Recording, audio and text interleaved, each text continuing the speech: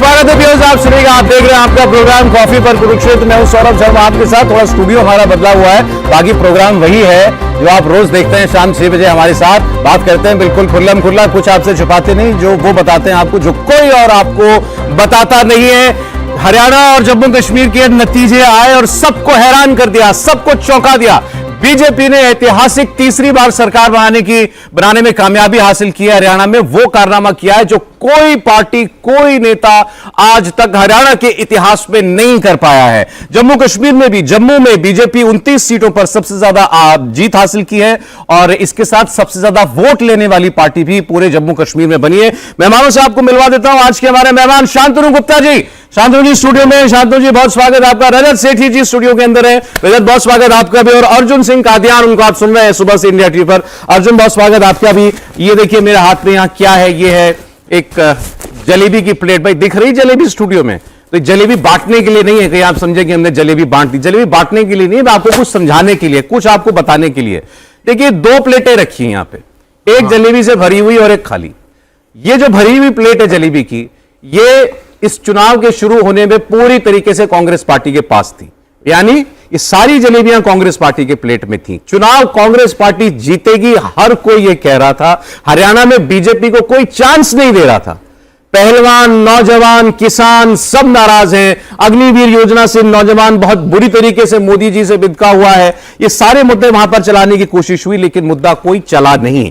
अब जो हमारे मेहमान हैं, मैं इनकी मदद से आपके लिए बस यही समझाने की कोशिश करूंगा कि एक एक करके ये सारी जो जलेबियां जो राहुल गांधी जी की प्लेट में थी, ये मोदी जी की प्लेट में कैसे आ गई? ये हलवाई वाली है, फैक्ट्री वाली? नहीं, ये हलवाई की है, फैक्ट्री की नहीं है। आप फिर ट्रोल होना चाहते हैं, मुझे कराना है? दोनों तरह की होती है। नहीं, ये क्लैरिफिकेशन, हलवाई की कढ़ाई वाली जलेबी क्लैरिफिकेशन। अब मुझे बताइए साहब, बताइए पहला पॉइंट नंबर 1, बीजेपी की ऐतिहासिक जीत है हरियाणा में। इसको इतिहास ही रचना कहेंगे ना? कोई पार्टी तीसरी बार नहीं जीती। ऐतिहासिक जीत है, इसका कोई हरियाणा में लीजिए एक जलेबी बीजेपी की प्लेट में आ गई। और बताइए, मैं कह रहा हूं हरियाणा में भजन लाल, बंसी लाल, देवी लाल, ओम प्रकाश चौटाला इतने बड़े बड़े हुए, दूसरा टर्म मुश्किल हो गया। यहाँ तीसरा टर्म आ रहा है किसी पार्टी तीसरे सीट में, वो भी सीटें बढ़ाकर आई, सीटें बढ़ा के। और बीजेपी का ट्रेडिशनल स्टेट भी नहीं है वो। ठीक है। अच्छा, दलित नाराज है बहुत ज्यादा बीजेपी से, लोकसभा चुनाव में नहीं वोट किया था, वापस आ गया। रिजर्व सीट भाजपा को ज्यादा मिली है, तो लीजिए दलित वोट भी वापस आया, ये जलेबी और दलित वोट के नाम की। और बताइए, और कोई मुद्दा जो आपको इसमें इस चुनाव में दिख रहा हो? सबसे बड़ा तो जाटों ने वोट कर दिया। कैसे जीतेंगे? मच गई इसमें तो। इसके नाम की तो दो जाट ने ही सपोर्ट नहीं किया, तो बेचारे क्या करते हुड्डा जी? तो ये लीजिए, जाटों ने भी बीजेपी को वोट कर दिया, दलितों ने भी बीजेपी को वोट कर दिया। सोशल मीडिया इन्फ्लुएंसर्स का पूरा नैरेटिव बस्ट हुआ है इस इलेक्शन में। अच्छा, वो यूट्यूबर इन्फ्लुएंसर्स है जो हवा बना रहे थे कांग्रेस पार्टी की कि इतनी सीट आ रही है, इतनी सीट आ रही है, उन सबको अच्छे से जवाब मिल गया, जनादेश मिला। तो लीजिए, ये मतलब जो नैरेटिव बनाने की कोशिश हुई, जो मतलब इसका आधार नहीं था, जिसका वो बस हो गया। तो ये इस वजह से भी यहां पर एक आई। अच्छा, अहिरवार बेल्ट में जो बीजेपी स्वीप हुआ, अर्बन बेल्ट में स्वीप है, अहिरवार बेल्ट पे स्वीप है। ये वहां पर ये एक जलेबी जो है वहां से, ये सब कांग्रेस पार्टी के पास था। मैं फिर आपको कह रहा हूं, ये जो आपको दिखा रहा हूं, सारे मुद्दे कांग्रेस पार्टी के पास थे। 10 साल की एंटी इनकम्बेंसी है, चेहरा बदलना पड़ गया। खट्टर अपने 9.5 साल के मुख्यमंत्री को बदलना पड़ा बीजेपी को। नायब सिंह सैनी को 56 दिन मिले सरकार चलाने के लिए, उसके बावजूद मतलब ओबीसी ने भी वोट किया, ओबीसी ने भरपूर वोट किया बीजेपी को। तो लीजिए, ये एक 36 बिरादरियों ने 36 बिरादरी का वोट किया। इसको 36 बिरादरी का वोट कहेंगे? 36 हरियाणा के हो, ये 36 बिरादरी का वोट है। 36 बिरादरी का। आप 50 सीट के पास नहीं आ सकता हरियाणा के अंदर अगर आपको 36 बिरादरी का वोट ना मिला हो। अच्छा ठीक है। और कोई मुद्दा आपके पास हो? नरेंद्र मोदी वर्सेस राहुल गांधी, दोनों ने कैंपेन किया। और ज्यादा भी, मोदी जी ने भी 4 रैलियां कम करा, राहुल गांधी ने भी 2। राहुल गांधी का मैं डेटा एक चैनल पर देख रहा था, उन्होंने 12 विधानसभाओं में करा, उसमें से 9 हार गई है कांग्रेस। 8 हारी है, मोदी ने 4 जगह करा। वो तो जीता ही है, क्योंकि वो मोदी जी की बड़ी रैलियां सारी कामयाब हुई, सारी कामयाब। ये एक जलेबी उस बात की भी हो गई।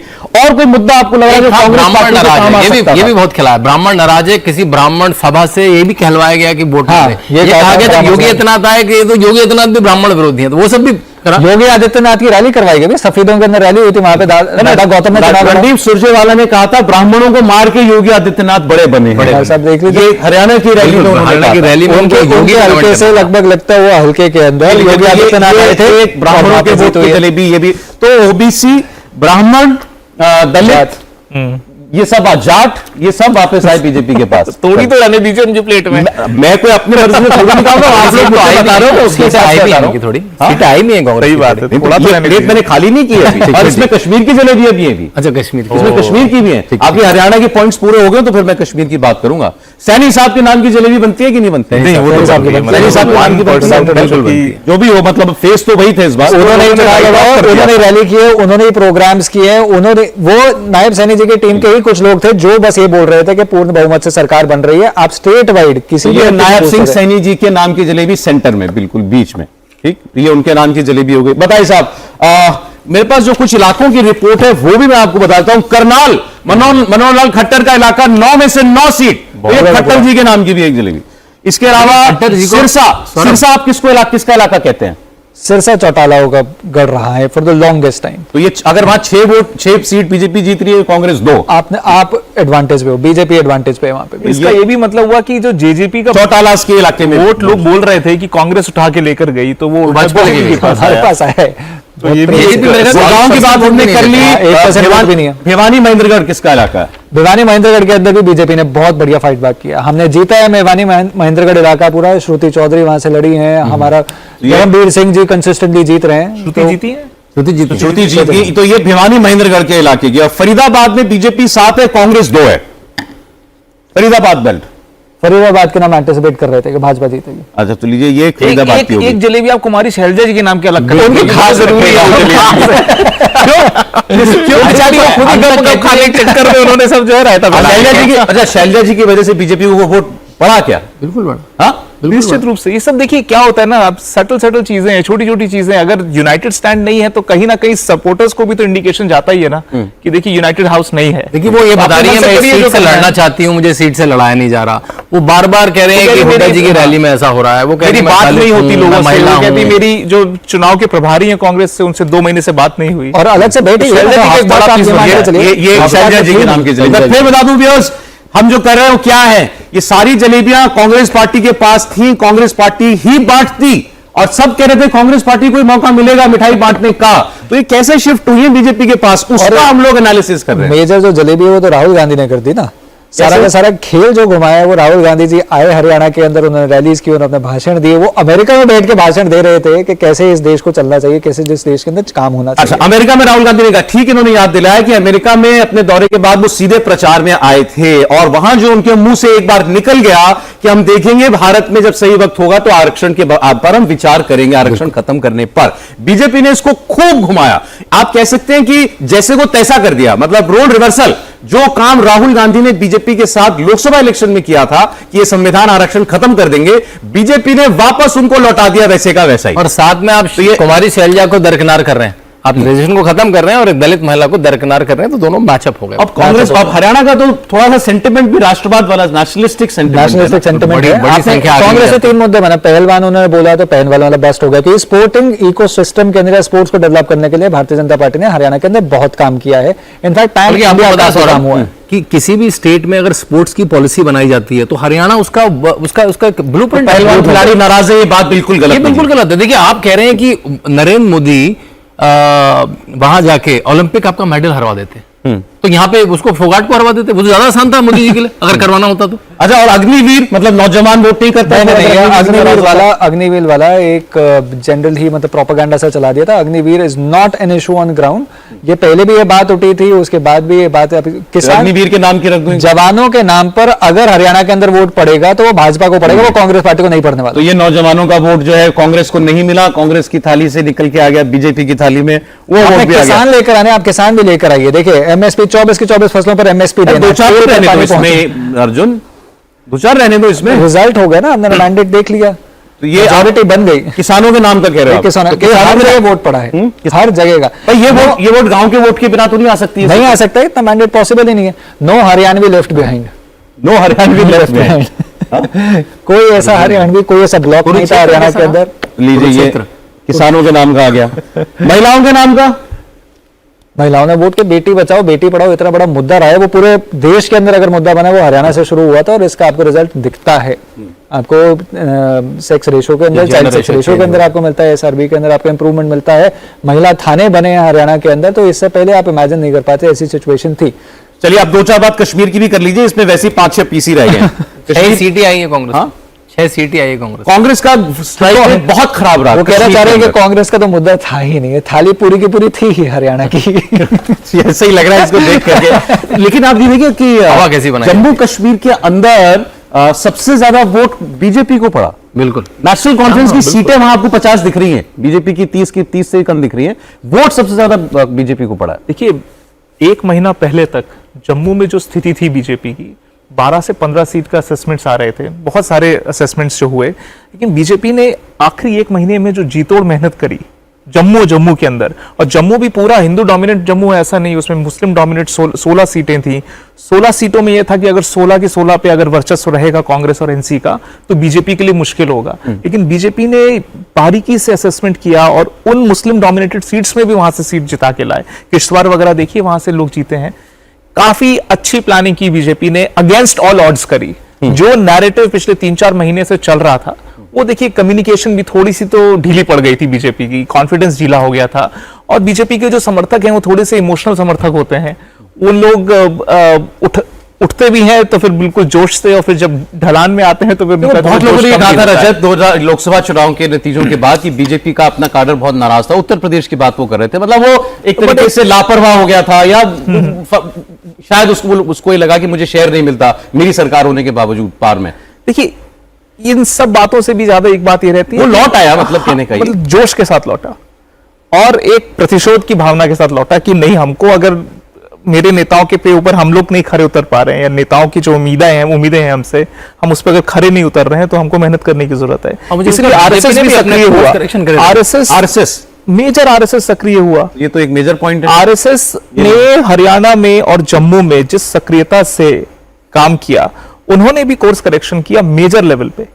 जैसे राम माधव जी का वापस आना, राम माधव जी का वापस, राम माधव जी वापस आए, कश्मीर देख रहे थे ना, हरियाणा के अंदर मुझे किसी ने कहा कि दर्जनों सभाएं आरएसएस ने की हैं।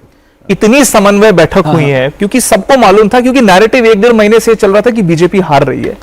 तो किसी ने, मुझे ऐसा लगता है बीजेपी के इकोसिस्टम में संघ हो या बाकी लोगों, उन्होंने पोलस्टर्स की बात नहीं सुनी। उन्होंने बोला कि देखिए, मेरा ये दायित्व है, एक कॉन्स्टिट्यूएंसी मुझे दी गई है, मुझे उसमें काम करना है, उसको संभालना है।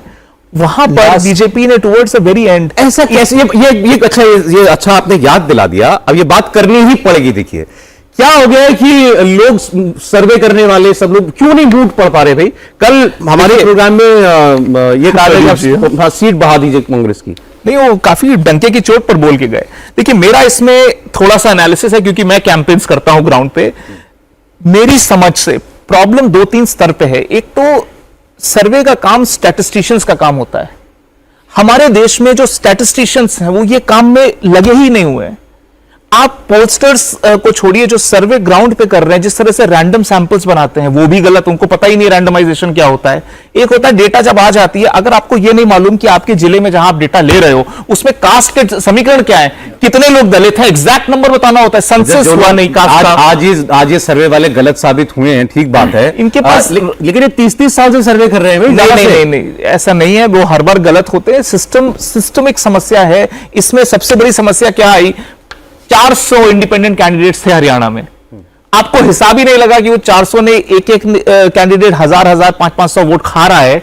वो अगर आप जब मल्टीप्लाई करोगे तो बहुत बड़ा आंकड़ा हो जाता है। आप वोट शेयर देखिए, इंडिपेंडेंट्स के वोट शेयर कितने हैं, सीट को छोड़ दीजिए। अभी मैं योगेंद्र यादव जी का स्टेटमेंट देख रहा था चुनाव में। उन्होंने कहा कि 3 ही ऑप्शन है जो नतीजों के हो सकते हैं। एक, कांग्रेस की हवा चल रही है, दूसरी कांग्रेस की आंधी चल रही है, तीसरी कांग्रेस की सुनामी आ रही है। और उन्होंने ये बात कहते हुए ये कहा था कि मैं पॉलिटिक्स में आने से पहले सर्वे, यही काम सेफोलॉजिस्ट था, मैं सर्वे ही करता था, भविष्यवाणी करता ना तो था। उन पोस्टर्स की जलेबी है, पोस्टर्स के नाम की जलेबी भी जिन्होंने एक अच्छी हवा बना के रखी, जैसे कांग्रेस चुनाव जीतने वाली है, इतना हवा बना रखी थी, वो ऑलवेज बेस्ट। और दूसरी एक बात है, मैं बोलना चाहूंगा कि भाई आप ये समझिए कि लोकसभा का जो रिजल्ट था हरियाणा के अंदर, 10 में से 5 सीटें जीते थे, तो लोगों को जनरली मासेस, इलेक्टोरेट को या वोटर को ये अच्छा नहीं लगा मेरे ख्याल से, क्योंकि मोदी को वीक होता नहीं देख सकते। प्राइम मिनिस्टर मोदी को वीक पोजीशन पर नहीं दे सकते। और जैसे ही वो देखा, because nobody was anticipating even in Lok Sabha elections कि ये रिजल्ट रहेगा, सबको दिखा, सबने everybody pulled up their socks के भैया अब इसको करेक्ट करना पड़ेगा। और वो करेक्ट करेंगे कैसे?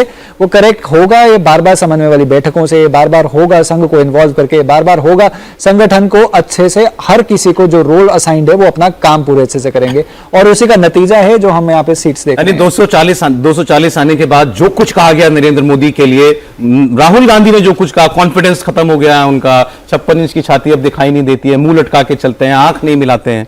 क्या आप उस व्यक्ति, आप मोदी जी के कॉन्फिडेंस की बात कैसे कर सकते हैं? मतलब वो गुजरात के अंदर, शांतनु जी लिखते हैं, गुजरात के अंदर एक रेवोल्यूशन क्रिएट करने के बाद वो गुजरात से चले गए, हरियाणा के अंदर पूरा संगठन बना दिया, जिसका नतीजा आप 2014 में देखते हैं। 2000 से वो गुजरात मुख्यमंत्री बनते हैं और 14 वर्ष वो कंटिन्यूअसली किसी ना किसी तरह की आलोचना देने जा रहे हैं। इतना hands on prime minister Bharat को पहले तो कॉन्फिडेंस बीमारी नहीं हो सकती ऐसे व्यक्ति के अंदर। ऐसा व्यक्ति जो इतना कंटिन्यूअसली ये सारे चैलेंजेस फेस करता हो, उसके अंदर एक कॉन्फिडेंस या बरगलाने वाली बात, ये तो बेवकूफी वाली बात है अगर कोई ऑपोजिशन इस तरह से बात बोलता है, और वो भूल रहा है कि इन सब बातों का नतीजा वोटर के पास पहुंचता है। कुछ सवाल आए व्यूअर्स के आप लोगों से पूछ रहे हैं, जैसे मयूर ब्रह्मट का सवाल है, क्या कांग्रेस का ये हाल भूपेंद्र सिंह हुड्डा की वजह से हुआ है? क्योंकि उनके मुताबिक 100% कोटा बन गया था कि देखिए हाईकमांड के पास 6-7 सीटें रहेंगी, शैलजा जी को इन्होंने 2-3 सीटें दी टिकट देने के लिए, और मेन जो इन्होंने डिस्ट्रीब्यूशन किया वो हुड्डा जी ने स्वयं किया। और हुड्डा जी ने एक बात चल रही थी हरियाणा में कि उन्होंने ये इंश्योर किया कि बहुत ज्यादा मार्जिन से न जीत जाएं। उनको ये था कि अगर हम 60-70 सीटें आ गई तो हमारी ना पता कट जाए। इस चक्कर में उन्होंने कोशिश ये करी कि 50 तक आंकड़ा आए। कई जगह उन्होंने अनदेखी भी करी, कैंडिडेट भी अपने मन से सेलेक्ट किए, वरना आज आप देखिए करीब 12 या 13 ऐसे कांग्रेस के लोग थे जो कि बागी हो गए और लड़े और इतने वोट ले गए जो कि विक्ट्री मार्जिन से ज्यादा था। तो कांग्रेस तो बीजेपी के साथ भी था नहीं, बीजेपी के लोगों ने वोट नहीं काटे।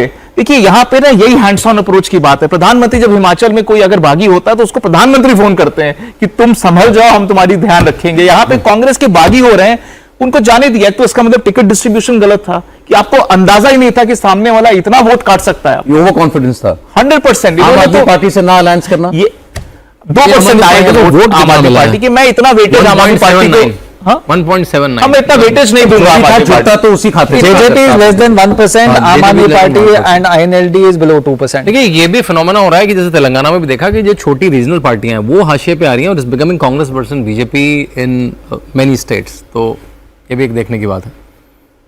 अच्छा एक सुनील स्याल साहब ये लिख रहे हैं, इनको थोड़ा इन्होंने कमेंट किया है, तंज भरे लहजे में किया है नीचे। हाँ, हर स्ट्रेटेजी फेल है, पोलराइजेशन का खेल है, पानी समझ के पैर रखा था, उफ यहां तो तेल है। क्या गेम्स, मतलब पोस्टर्स नहीं समझ पाए, कांग्रेस नहीं समझ पाई, ये तो नहीं हम मान सकते। भाई जो आदमी चुनाव लड़ रहा होता है उसको तो हकीकत पता होती है। ये सिर्फ हुड्डा फैक्टर नहीं, मेरे ख्याल से एक स्ट्रक्चरल एरर है, स्ट्रक्चरल फॉल्ट है कांग्रेस के ऑपरेशन के अंदर, जिसके अंदर वो इससे टिकट्स का आवंटन कर लेते हैं कि इन टिकट्स पर इसकी चलेगी, इन टिकट्स पे इसकी चलेगी, इतने टिकट्स पे इसकी चलेगी। वैसे चुनाव नहीं लड़े जाते। रजत जी जैसे अभी स्टार्ट ही कर रहे थे रजत भाई आपके, भाई पोलस्टर्स को ये समझना चाहिए कि हर एक टिकट पे, हर एक election at the end of the booth पे लड़ा जा रहा है। एक मेजर वेव हो सकती है, बट वेव के अलावा जो इलेक्शन लड़ा जाता है वो तब तक लड़ा जाता है जब तक व्यक्ति बूथ के अंदर चला नहीं जाता, वो वहां पे टी बजने का इंतजार नहीं करता। देखिए तो तब तक का एक चीज अर्जुन भाई मैं आपको बताता हूँ, 27% था कांग्रेस का वोट शेयर, 27 से 40 तक गया। तो ये जो वोट तो बढ़ा ही ना, लेकिन यहां पर वो ये मिस कर गए कि ये जो वोट की जो उनको दिख रहा था पब्लिक रैलीज में, एक मतलब एंथुजियाज्म था, जोश था लोगों में, उनको ये नहीं समझ में आया कि ये अल्टीमेटली ये गणित का भी तो समीकरण बैठते हैं कि आपकी एक कॉन्स्टिट्यूएंसी में अगर बीजेपी होल्ड करके पकड़ी हुई अपने वोट को और आपके वोट अगर बढ़ भी गए तो कहीं ऐसा ना हो कि छुट भैया इधर उधर के नेता आके आपका वोट काट रहे हो। मैं आपको बताऊं, जाट लैंड में एक सीट पे 15-15 जाट नेता इंडिपेंडेंट खड़े होकर वोट काट रहे हैं और इन्होंने कुछ नहीं किया मैनेजमेंट का। इन्होंने सोचा कि देखिए जाट जो है बटेगा नहीं। आप बताइए अर्जुन जी, आप तो उस समुदाय से भी हैं और आप तो एग्जैक्टली बता भी सकते हैं कि ऐसा एज्यूम कैसे कर लिया कि इनकी बपौती है जाट वोट। यही एज्यूम, इसी मोडस ऑपरेंडी पे चल रहे थे। कांग्रेस का जो इलेक्शन था वो इस बात का था कि भाई जाट वोट तो इनके पास आ रहा है, तो ये होप कर रहे थे क्योंकि लोकसभा इलेक्शन के अंदर इनको और बिरादरी, रोहतक के अंदर 3.5 लाख का वोट मार्जिन था, तो होप कर रहे थे कि जो लोकसभा रोहतक के अंदर हुआ है वही चीज 5 स्टेट शायद हो जाएगी जिसके अंदर और बिरादरी भी इनको वोट देंगे। इन्होंने एज्यूम किया ना, ये इन्होंने एक बास्केट में डाले, वो जाट बास्केट था, वो बास्केट ही टूटी निकली। तो ना उस बास्केट के वोट टिके इनके पास, तो बाकी समुदाय की भी नहीं टिके। दलित वोट के लिए कुछ ऐसी कोई खास मुझे लगा नहीं कि कुछ स्ट्रेटेजी थी कांग्रेस पार्टी के पास, ना राहुल गांधी कुछ बोले थे कायदे से खूब किया उन्होंने। कायदे से पिछले 2-2.5 वर्षों से दीपेंद्र हुड्डा या भूपेंद्र हुड्डा इस बात का ट्राई जरूर कर रहे थे, अटेम्प्ट कर रहे थे कि जाट चमार वोट इकट्ठा हो जाए, जाट दलित वोट इकट्ठा हो जाए और वो एक खेमे में एक ब्लॉक के साथ अगर पड़ गया तो कांग्रेस अपनी कई जगह जीत सुनिश्चित कर लेगी, बट वो हो नहीं पाया। तो इसकी स्ट्रैटेजी के लिए तो उनको कुमारी शैलजा को बहुत स्टार्टिंग से साथ लाके किसी तरह से कोएग्जिस्ट कराना ही था दोनों को, हुड्डा को, लेकिन उस वक्त एक बड़ा नैरेटिव बार वो गले हाथ मिलवाया उन्होंने आर्टिफिशियल रूप से राहुल गांधी, बहुत देर में कराओ। उस वक्त हुड्डा को एक फियर आ गया कि भाई कुमारी शैलजा शायद मुख्यमंत्री बन सकती अगर ज्यादा सीट आ जाती है, अगर ज्यादा सीट आ जाती है, अगर दिल्ली का से होता है तो वो जो फियर है उस वजह से कुमारी शैलजा एक हफ्ता कैंपेनिंग में आपको दिखी नहीं, और आप उस नहीं, ये बिल्कुल सही है, नहीं डर था उनको बहुत सीरियस डर था हुड्डा जी को कि अगर इतनी सीटें आ गई, हाईकमांड के पास फ्री विल आ गया कि मैं तो जिसको चाहूं मुख्यमंत्री बना। ये कहना क्या ठीक होगा कि शैलजा जी की वजह से कुछ वोट कम रह गया, दलितों का वोट कम रह गया, उनका वो स्वे है क्या उस वोट पर? इतनी बड़ी वो नहीं है, नेता नहीं है, पर ये जरूर है कि इनफैक्ट तो है, मतलब एक छोटा बड़ा नैरेटिव जो चल रहा है लोगों के बीच में, बात तो आती है। महिला आप कह रहे हैं लड़की हूं, लड़ सकती हूँ, महिला को आप पीछे कर रहे हैं, आप दलित की बात कर रहे हैं, दलित को आप कुछ बना। कर्नाटका का एग्जाम्पल लीजिए ना, अगर यही डीके शिव कुमार और सिद्धरमैया लड़ते ही रहे चुनाव भर तो जीत सकते हैं।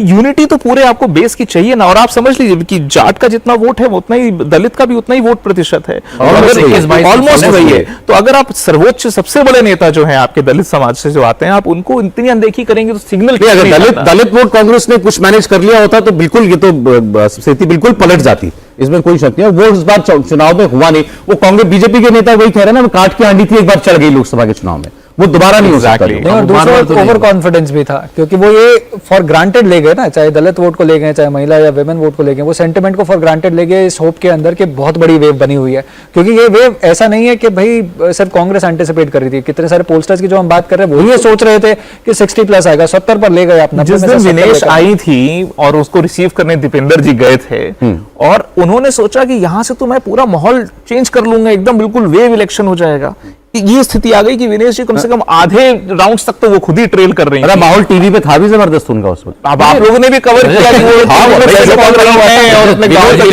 खबरों में रखी। कांग्रेस अपने खुद के प्रोपेगेंडा का भी शिकार है, उसको लगा कि माहौल, ये जो हम माहौल बना रहे हैं इसको साइकोलॉजी में ग्रुप थिंक बोलते हैं कि अब 4 लोग बैठे हुए एक ही बात कर रहे हैं तो लगने लगता है सच में माहौल ऐसा है। नहीं, अपना ही एको चैम्बर कांग्रेस वालों के लिए तो कांग्रेस वालों के लिए कह रहा आसान। अब आप बताओ, आप लोगों को लगा था नतीजा आएगा बीजेपी? अब मैं उसी पे आना भी चाहता था। बीजेपी की अभी भी समस्याएं हैं, इसका मतलब ये नहीं है कि बीजेपी की समस्याएं के हल हो गए हैं जो उन्होंने लोकसभा में। वापस डालूंगा इसमें डाल भी सकते हैं एक, लेकिन कुछ है, कुछ मैटर ऑफ फैक्ट है, बताइए, खाने को मिलेंगे। देखिए, एक होता है ना नैरेटिव इशू कि भाई आप चुनाव का एक भी वोट डालने से पहले इतना क्यों साहस हारना किसी का भी।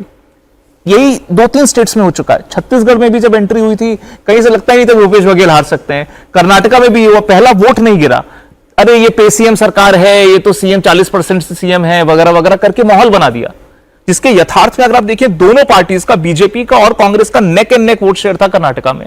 तो ये जो प्रॉब्लम है नैरेटिव की कि वोट गिरने से पहले एक माहौल जो बन रहा है, जिन भी कारणों से बन रहा हो, उसको बीजेपी को अरेस्ट करने की जरूरत है, ताकि आने वाले स्टेट्स में, महाराष्ट्र वगैरह में, ये बिना मतलब माहौल की वजह से स्थिति खराब ना हो। अरे एक माहौल बीजेपी ने भी बनाया, खर्ची पर्ची वाला। खर्ची पर्ची बहुत बड़ा मुद्दा है, खर्ची पर्ची को आप छोटा मुद्दा मत मानिए। हरियाणा हिस्टोरिकली ऐसा स्टेट है जहां पर आप इमेजिन नहीं कर सकते थे कि बिना करप्शन के, बिना खर्ची पर्ची चले, कोई पर्ची पकड़ा के किसी के रिकमेंडेशन तो नौकरी लग जाएगी। भारत के कुछ ही नेता हैं जो जेल में गए हैं, और हरियाणा के chief minister, sitting chief minister इसलिए जेल में गए क्योंकि अपने रीजन के टीचरों की भर्ती करवा दी आपने खर्ची पर्ची लेकर। तो आप ये खर्ची पर्ची का मुद्दा छोटा नहीं था, बहुत बड़ा है, क्योंकि हरियाणा स्टेट के अंदर बहुत सारे ऐसे एकेडमिक्स हैं, पुलिस के अंदर बच्चे लगे हैं, डिपार्टमेंट से, इलेक्ट्रिसिटी डिपार्टमेंट, पीडब्ल्यू डिपार्टमेंट, बहुत लोग लगे हैं जो सिर्फ इस बात के, उन्होंने किसी को पैसा नहीं दिया, ना कोई रिकमेंडेशन दी, कायदे से आए, एग्जाम क्लियर किया। फैक्टर को डिस्कस करना पड़ेगा। कई बार वो देखिए, कई बार कोई आदमी बहुत बोलता नहीं है, बिल्कुल मीडिया लाइमलाइट में नहीं रहता है।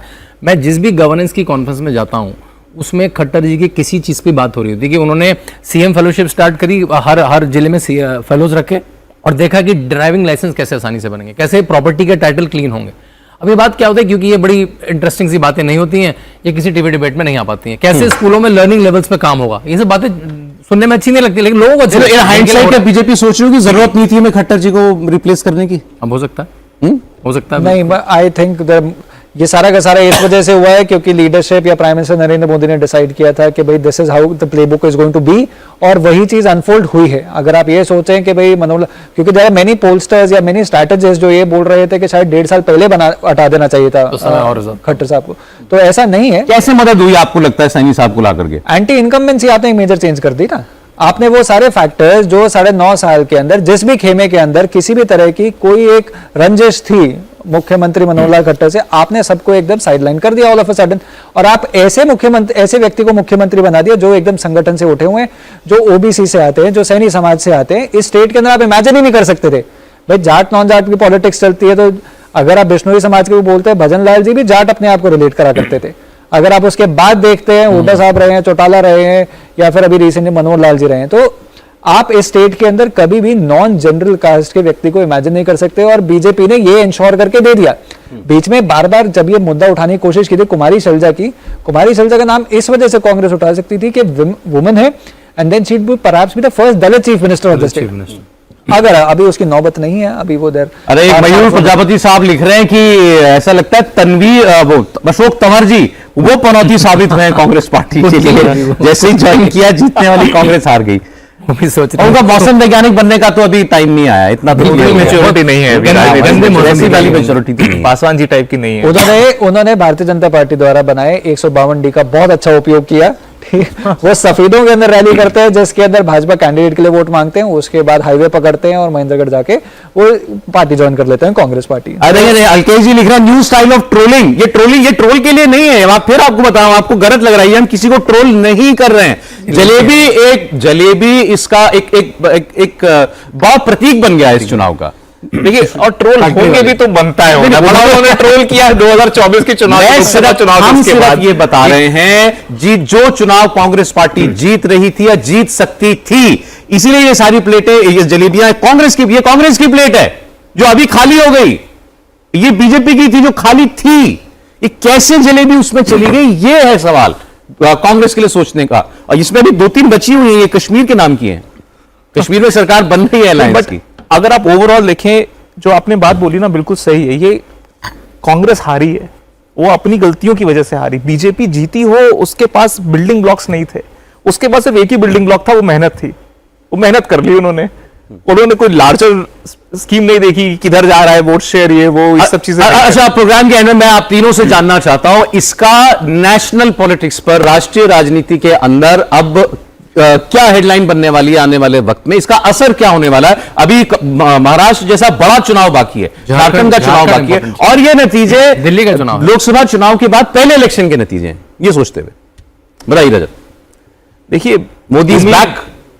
मोदी गए नहीं थे, बात सही है। देखिए, एक चीज मैं बता दूं, यहां पे तो धोबी पछाड़ तरीके से इनको कॉर्नर किया गया है कांग्रेस को। उम्मीद ये है कम से कम नैरेटिव सोशल मीडिया वगैरह पे जो सोई हुई जनता वो जगेगी, और यहां से कम ये नहीं अलाउ करेगी कि कांग्रेस का नैरेटिव वापस से उसके जो सक्रिय लोग हो गए थे वो उस पर डोमिनेट करने की कोशिश करें। ये बीजेपी के लिए ये बहुत इंपॉर्टेंट चेंज होना चाहिए। विशफुल थिंकिंग है। दूसरा, एरोगेंट नहीं हो। महाराष्ट्र का चुनाव आ रहा है, अगर इसी जीत को लेके एरोगेंट हो जाएंगे तो फिर पब्लिक वापस से आपको जस्टिस कर देगी। अहंकार में नहीं आना है और जमीन पे काम करना है, जैसे किया। और जैसे अपने लोगों पे भरोसा करें, अपने लोगों 100%। और इधर उधर से लाए हुए लोगों पे आते जाते रहते हैं। जेजेपी आया चला गया, उनका सुपड़ा साफ हो गया। ऐसे ही अजीत पवार हैं, उधर से आए हैं जाए हैं, क्या करेंगे आप भरोसा नहीं कर सकते। आप सिर्फ एक ही चीज पे भरोसा कर सकते हैं, वो आपकी निजी ताकत, आपके संगठन की खुद की ताकत। ये सारी अपनी ताकत का बल है 100%। मुझे कुछ लोग बता रहे थे, नायब सैनी जी ने खुद ग्राउंड पे चुपचाप अपने टीम को लगाकर उन्होंने जितना मोबिलाइज कर सकते थे या सब मेहनत करी, लार्जर नैरेटिव में पड़े ही नहीं, वो मीडिया पे छोड़ दिया। दिस इज इंडीड नायब सैनीज विक्ट्री, क्योंकि वो लोकसभा के अंदर भी कॉन्टिन्यूसली ऐसी रैलीज कर रहे थे, वो हरियाणा असेंबली के अंदर भी ऐसी कॉन्टिन्यूस रैलीज कर रहे थे, और उन्हीं की टीम या उन्हीं वही इकलौते ऐसे लीडर है हरियाणा के अंदर जिनके अंदर ये कॉन्फिडेंस था from day 1 to day 0, day 1 to day 100 कि हम फुल मेजोरिटी के अंदर भाजपा सरकार बनाएगी। नेशनल नैरेटिव की जो आप बात करते हैं उसके अंदर एक इंपॉर्टेंट मुद्दा आ जाता है कि भूपेंद्र सिंह हुड्डा ने अनाउंस किया था कि जैसे ही उनकी सरकार बनेगी तो शंभू बॉर्डर खुलेगा। शंभू बॉर्डर खुलते ही आपका दिल्ली थ्रेट बन जाता है, दिल्ली के अंदर एक मेजर थ्रेट गिर जाता है, बॉर्डर पे गिर जाता है। और आप अब जैसे साफ दिख रहा है कि अब ये होने वाला नहीं है। शंभू बॉर्डर बंद रहेगा। कोई ऐसे आंदोलनकारी अगर चाहें कि दिल्ली के अंदर कोई किसी तरह की अस्त व्यस्तता मेंटेन करेंगे, बनाने की कोशिश करेंगे, वो कंट्रोल रहेगा, क्योंकि उससे ना केवल इकोनॉमी का बट जनरली एक सामाजिक सौहार्द में भी एक इम्पैक्ट पहुंचता है। तो वो एक मेजर चेंज है at least. Larger message Shantanu. Saurabh देखिए, भाजपा ने स्टेट गवर्नमेंट्स में मल्टीपल टर्म्स लेने की अब जो अपनी प्रथा है उसको बढ़ा दिया है। हम लोग पहले 10 साल पहले 15 साल पहले स्टूडियो में सुनते थे एंटी इनकमेंसी चुनाव हार गए, प्रो इनकमेंसी शब्द सुनने को नहीं मिलता था। अब वो गुजरात है, छत्तीसगढ़ हो, मध्य प्रदेश हो, राजस्थान हो, उत्तर प्रदेश हो, हरियाणा भी, जो हरियाणा उनका ट्रेडिशनल स्टेट भी नहीं है। 2009 में देख रहा था 9% वोट शेयर और 4 सीट से आप 10 साल बाद 40% की पार्टी और तीसरी बार ऐतिहासिक सरकार बनाने वाली पार्टी बन जाते हैं। तो जो लगातार सरकारें बना, अच्छा काम करो, जनता तुम्हें फिर से चुन आज सुबह यही बात बोल रहा था कि हरियाणा ऐसी स्टेट है इस वक्त, चाहे कोई कितना भी गए, हर एक असेंबली पर कम से कम 15,000 वोट वो सिर्फ इस बात की है कि प्रधानमंत्री नरेंद्र मोदी हैं। ठीक है, 15,000 वोट हर एक असेंबली में। तो ये 2 जलेबियां प्रो इनकम्बेंसी की। बिल्कुल भाई सरकार रिपीट करना बड़ा काम तो ये आज की कॉम्पिटिटिव पॉलिटिक्स में सरकार रिपीट करना आसान नहीं है।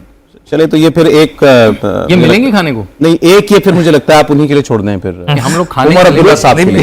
एक उमर अब्दुल्ला साहब हुड्डा जी के लिए कुछ तो छोड़िए, इतना मूड खराब है उनका आज। ये आवाज ये मेरी बीजेपी गल की रही है। प्लेट में आ गई है, ये एक इसमें रखी जो है ये आपको दिख रही है, ये अब उमर अब्दुल्ला साहब के ये हिस्से में सिर्फ जाएगी। भूपेंद्र हुड्डा नहीं, वो टीम दीपेंद्र हुड्डा जो पिछले 3-4 साल से एकदम टीम कंस्ट्रक्शन चल रही थी, ये करेंगे वो करेंगे, वो पूरी की पूरी टीम हताश हो गई इस वक्त।